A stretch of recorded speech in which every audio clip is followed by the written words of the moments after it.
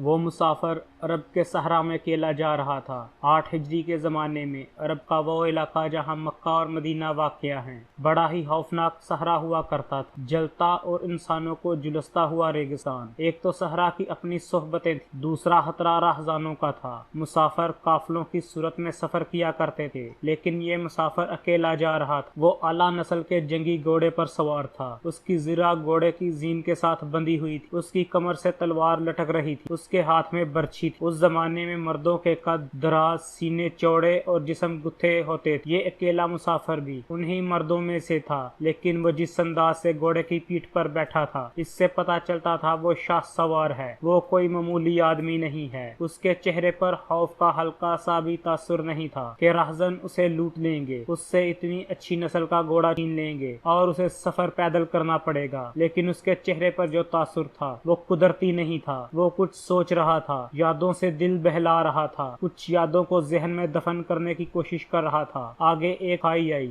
گھوڑا چڑھتا چلا گیا، خاصی بلندی پر جا کر زمین ہموار ہوئی۔ سوار نے گھوڑا روک کر اسے گھمایا اور رکابوں پر کھڑے ہو کر پیچھے دیکھا۔ اسے مکہ نظر نہ آیا، مکہ افق کے نیچے چلا گیا تھا۔ ابو سلیمان، اسے جیسے آواز سنائی دی، آپ پیچھے نہ دیکھو، مکہ کو ذہن سے اتار دو، تم مرد میدان ہو، اپنے آپ کو 2 حصوں میں نہ کٹنے دو، اپنے فیصلے پر قائم رہو، تمہاری منزل مدینہ ہے۔ اس نے مکہ کی سمت سے نگاہیں ہٹا لی، گھوڑے کا رخ مدینہ کی طرف کیا اور باغ کو ہلکا سا جھٹکا دیا۔ گھوڑا اپنے سوار کے اشارے کو سمجھتا تھا۔ سوار کی عمر تقریباً 43 برس کے قریب تھی، لیکن وہ اپنی عمر سے جوان لگتا تھا۔ سلمان اس کے بیٹے کا نام تھا، اس کے باپ کا نام ولید تھا، لیکن سوار نے خالد بن ولید کی بجائے ابو سلمان کہلانا زیادہ پسند کیا تھا۔ اسے معلوم نہ تھا کہ تاریخ اسے خالد بن ولید کے نام سے یاد رکھے گی اور یہ نام اسلام کی عسکری کی روایات اور جذبے کا دوسرا نام بن جائے گا۔ 43 برس کی عمر میں جب خالد مدینہ کی طرف جا رہا تھا، اس وقت وہ مسلمان نہیں تھا۔ چھوٹی چھوٹی جھڑپوں کے علاوہ مسلمانوں کے خلاف 2 بڑی جنگیں، جنگ احد اور جنگ خندق لڑ چکا تھا۔ جب رسول کریم صلی اللہ علیہ وآلہ وسلم پر 610 بروز سموار پہلی وحی نازل ہوئی، اس وقت خالد کی عمر 24 سال تھی۔ اس وقت تک وہ اپنے قبیلے بنو مخزم کی عسکری قوت کا قائد بن چکا تھا۔ بنو مخزم کا شمار قریش کے چند ایک معزز خاندانوں میں ہوتا تھا۔ قریش کے عسکری امور اسی خاندان کے صبورت تھے۔ قریش خالد کے باپ ولید کے احکامات اور فیصلے مانتے تھے۔ 24 برس کی عمر میں یہ حیثیت خالد کو بھی حاصل ہو گئی تھی، مگر اس حیثیت کو ٹھکرا کر خالد ابو سلمان مدینے کو جا رہا تھا۔ کبھی وہ محسوس کرتا جیسے اس کی ذات سے کوئی قوت اسے پیچھے کو گھسیٹ رہی ہو۔ جب وہ اس قوت کے اثر کو محسوس کرتا، اس کی گردن پیچھے کو مڑ جاتی، لیکن اس کی اپنی ذات سے ایک آواز اٹھتی، آگے دیکھ خالد، تو ولید کا بیٹا ہے، لیکن وہ مر گیا، اب تو سلیمان کا باپ ہے، وہ زندہ ہے۔ اس کے ذہن میں 2 نام اٹک گئے تھے، محمد رسول اللہ صلی اللہ علیہ وآلہ وسلم جو ایک نیا دین لائے تھے، اور ولید جو خالد کا باپ اور محمد صلی اللہ علیہ وسلم کے نئے دین کا بہت بڑا دشمن تھا۔ باپ دشمنی ورثے کے طور پر خالد کے حوالے کر کے دنیا سے اٹھ گیا تھا۔ خالد کے گھوڑے نے پانی کی مشت پر اپنے آپ ہی رخ بدل لیا تھا۔ خالد نے ادھر دیکھا، اسے گول دائرے میں کھجوروں کے درخت اور صحرا کی جاڑی نما درخت نظر آئے۔ گھوڑا ادھر ہی جا رہا تھا۔ نخلستان میں داخل ہو کر خالد گھوڑے سے کود گیا، امامہ اتارا اور اس نے پانی بھر کر اپنے سر پر ڈالا اور 2-4 چھینٹے اپنے منہ پر پھینکے۔ اس کا گھوڑا پانی پی رہا تھا۔ خالد نے اس چشمے سے پانی پیا جو صرف انسانوں کے استعمال کے لیے تھا۔ یہ چھوٹا سا ایک جنگل تھا۔ خالد نے گھوڑے کی زرہ اتار دی اور زین کے ساتھ بندھی ہوئی چھوٹی سی ایک دری کھولی اور جاڑی نما درخت کے نیچے بچھا دی اور لیٹ گیا۔ وہ تھک گیا تھا۔ تھوڑی سی دیر کے بعد سوچا، وہ تھک گیا تھا، تھوڑی سی دیر کے لیے سونا چاہتا تھا، مگر اس کے ذہن میں یادوں کا جو قافلہ چل رہا تھا اسے اس نے سونے نہیں دیا تھا۔ اسے 7 سال پہلے کا ایک دن یاد آیا جب اس کے عزیزوں نے محمد مصطفیٰ صلی اللہ علیہ وآلہ وسلم کو قتل کرنے کا ناپاک منصوبہ بنایا تھا۔ اس منصوبے میں خالد کا باپ ولید پیش تھا۔ وہ ستمبر 622 کی ایک رات تھی۔ قریش نے رسول خدا صلی اللہ علیہ وآلہ وسلم کو سوتے میں قتل کرنے کے لیے ایسے آدمی چنے تھے جو انسانوں کے روپ میں وحشی اور درندے تھے۔ خالد قریش کے سرکردہ خاندان خاندان کا جوان تھا۔ اس وقت اس کی عمر 27 سال تھی۔ وہ آن حضرت صلی اللہ علیہ وآلہ وسلم کے قتل کی سازش میں شریک تھا، لیکن وہ قتل کرنے والوں میں شامل نہیں تھا۔ اسے 7 سال پہلے کی وہ رات گزرے ہوئے کل کی طرح یاد آ رہی تھی۔ وہ اس قتل پر خوش بھی تھا، ناخوش بھی۔ خوش اس لیے کہ اس کے اپنے قبیلے کے ہی ایک آدمی نے اس کے مذہب کو جو بت پرستی تھی باطل کہہ دیا تھا اور اپنے آپ کو خدا کا پیغمبر کہہ دیا تھا۔ ایسے دشمن کے قتل پر خوش ہونا فطرتی بات تھی، اور وہ ناخوش اس لیے تھا وہ اپنے دشمن کو للکار کر سامنے آنے کی لڑائی لڑنے کا قائل تھا۔ اس نے سوئے ہوئے دشمن کو قتل کرنے کی کبھی سوچی ہی نہیں تھی۔ بہرحال اس نے اس سازش کی مخالفت نہیں کی، لیکن قتل کی رات جب قاتل رسول خدا صلی اللہ علیہ وسلم کو مقررہ وقت پر قتل کرنے کے لیے گئے تو آپ صلی اللہ علیہ وآلہ وسلم کا مکان خالی تھا۔ وہاں گھر کا سارا سامان بھی نہیں تھا، نہ آپ صلی اللہ علیہ وسلم کا گھوڑا تھا، نہ اونٹنی تھی۔ قریش اس امید پر سوئے ہوئے تھے کہ صبح انہیں خوشخبری ملے گی کہ ان کے مذہب کو جھٹلانے والا اور انہیں اپنے نئے مذہب کی طرف بلانے والا قتل ہو گیا ہے، لیکن صبح وہ ایک دوسرے کو میوسی کے عالم میں دیکھ رہے تھے۔ پھر وہ سرگوشیوں میں ایک دوسرے سے پوچھ رہے تھے، محمد صلی اللہ علیہ وآلہ وسلم کہاں گئے ہیں؟ رسول خدا صلی اللہ علیہ وآلہ وسلم قتل کے وقت سے بہت پہلے اپنے قتل کی سازش سے آگاہ ہو کر مکہ سے یثرب مدینہ کو روانہ ہو گئے تھے۔ صبح تک آپ بہت دور نکل گئے تھے۔ آج 7 برس بعد خالد بھی مدینہ کی طرف جا رہا تھا اور اس کے ذہن میں محمد صلی اللہ علیہ وسلم کا نام سوار تھا۔ اس نے جنگ احد میں اپنے دیوتا اور دیوتائیوں کے دشمن محمد صلی اللہ علیہ وسلم کو قتل کرنے کی بھرپور کوشش کی تھی، مگر آپ صلی اللہ علیہ وسلم زخمی حالت میں وہاں سے نکل گئے تھے۔ خالد کے ذہن میں یادیں پھٹتی چلی جا رہی تھی۔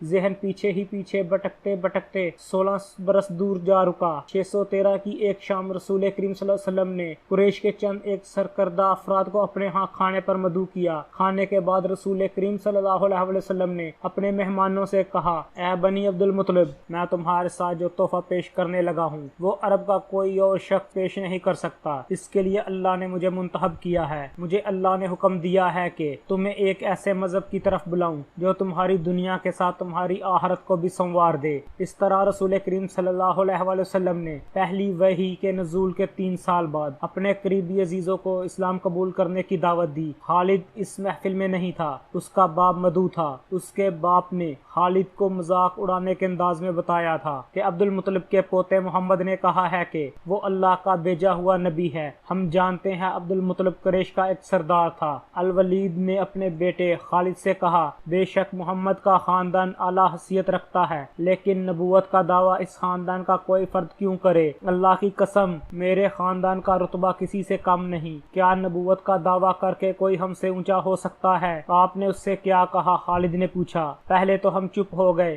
پھر ہم سب ہنس پڑے۔ ولید نے کہا، لیکن محمد صلی اللہ علیہ وآلہ وسلم کے چچا زاد بھائی علی بن ابو طالب نے محمد کی نبوت کو قبول کر لیا ہے۔ خالد اپنے باپ کی طنزیہ ہنسی کو بھول نہیں پا رہا تھا۔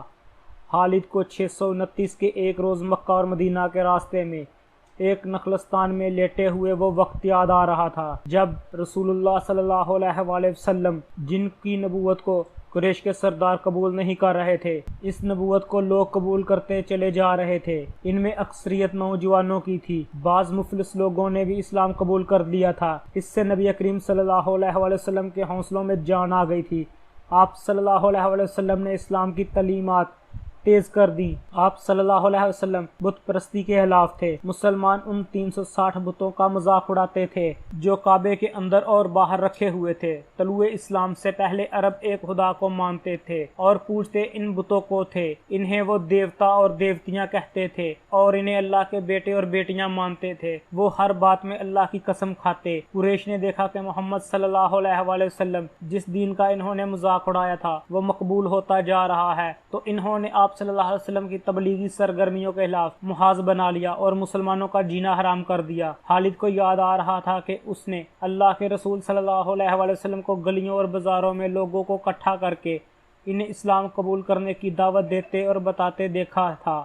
کہ بت انہیں کچھ فائدہ نہیں دے سکتے اور نہ ان کا نقصان کر سکتے ہیں، عبادت کے لائق صرف اللہ ہے جو وحدہ لا شریک ہے۔ رسول خدا کی مخالفت کے قائد قریش کے 4 سردار تھے، ایک تو خالد کا باپ تھا، دوسرا نبی کریم صلی اللہ علیہ وسلم کا چچا ابو لہب تھا، تیسرا ابو سفیان اور چوتھا بھی خالد کا چچا زاد بھائی تھا۔ مسلمانوں پر سب سے زیادہ ستم بھی اسی شخص نے کیے تھے، وہ جہالت کی حد تک مسلم کش تھا، اس لیے اسے ابو جہل کہنے لگ گئے تھے مسلمان۔ یہ نام اتنا عام ہوا کہ لوگ جیسے اس کے اصل نام کو ہی بھول گئے تھے۔ تاریخ نے بھی اس پستہ قد، بینگے اور لوہے کی طرح مضبوط آدمی کو ابو جہل کے نام سے ہی یاد رکھا ہے۔ خالد کو یہ یادیں پریشان کر رہی تھی کہ رسول خدا صلی اللہ علیہ وسلم کے گھر میں کئی بار غلاظت پھینکی گئی تھی، جہاں کوئی مسلمان اسلام کی تبلیغ کر رہا ہوتا وہاں قریش کے آدمی آ جاتے، رسول خدا صلی اللہ علیہ وسلم کے آدمیوں کو پریشان کرتے۔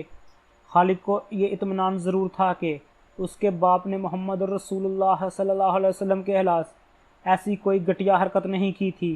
وہ 2 مرتبہ قریش کے 3-4 سرداروں کو ساتھ لے کر رسول خدا صلی اللہ علیہ وسلم کے چچا ابو طالب کے پاس یہ کہنے گیا تھا وہ اپنے بھتیجے رسول اللہ صلی اللہ علیہ وسلم کو بتوں کی توہین اور نبوت کے دعوے سے روکے، ورنہ وہ کسی کے ہاتھوں قتل ہو جائے گا۔ ابو طالب نے ان لوگوں کو دونوں مرتبہ ٹال دیا تھا۔ خالد کو اپنے باپ کی بہت بڑی قربانی یاد آئی۔ عمارہ خالد کا بھائی تھا، وہ خاص طور پر خوبصورت نوجوان تھا، وہ ذہین تھا۔ خالد کے باپ ولید نے اپنے اتنے خوبصورت بیٹے عمارہ کو قریش کے سرداروں کے حوالے کیا اور ان سے کہا کہ اسے محمد کے چچا ابو طالب کے پاس لے جاؤ اور اس سے کہو کہ میرا بیٹا رکھ لے اور اس کے بدلے مجھے محمد دے دو۔ خالد اپنے باپ کے اس فیصلے پر کانپ اٹھا تھا اور جب اس کا بھائی عمارہ دونوں سرداروں کے ساتھ چلا گیا تو خالد تنہائی میں جا کر رو رہا تھا۔ ابو طالب سرداروں نے عمارہ کو رسول کریم صلی اللہ علیہ وسلم کے چچا کے آگے کر کے کہا، اسے تم جانتے ہو، یہ عمارہ بن ولید ہے۔ تم یہ بھی جانتے ہوگے کہ بنو ہاشم نے جس کے تم سردار ہو ابھی تک اس جیسا سجیلا اور عقل مند جوان پیدا نہیں کیا۔ یہ ہم ہمیشہ کے لیے تمہارے حوالے کرنے آئے ہیں، اسے اپنا بیٹا بنا کر رکھ لو، یہ تمام اور تمہاری فرما برداری کرے گا، اور اگر تم اپنا غلام بنا کر رکھو گے تو قسم ہے اللہ کی تم پر اپنی جان بھی قربان کر دے گا، مگر تم اسے میرے حوالے کیوں کر رہے ہو؟ ابو طالب نے پوچھا، کیا بنو مخزم کی ماؤں نے اپنے بیٹوں کو نیلام کرنا شروع کر دیا ہے؟ کہو اس کی کتنی قیمت چاہتے ہو، اس کی گوز ہمیں اپنا بھتیجا محمد دے دو۔ قریش کے ایک سردار نے کہا، تمہارا یہ بھتیجا تمہاری رسوائی کا سبب بن گیا ہے، اس نے تمہارے آباء و اجداد کے مذہب کو رد کر دیا ہے، کیا تم دیکھ نہیں رہے کہ اس نے قبیلے میں اپنے آدمیوں کو اپنے آدمی کا دشمن بنا دیا ہے؟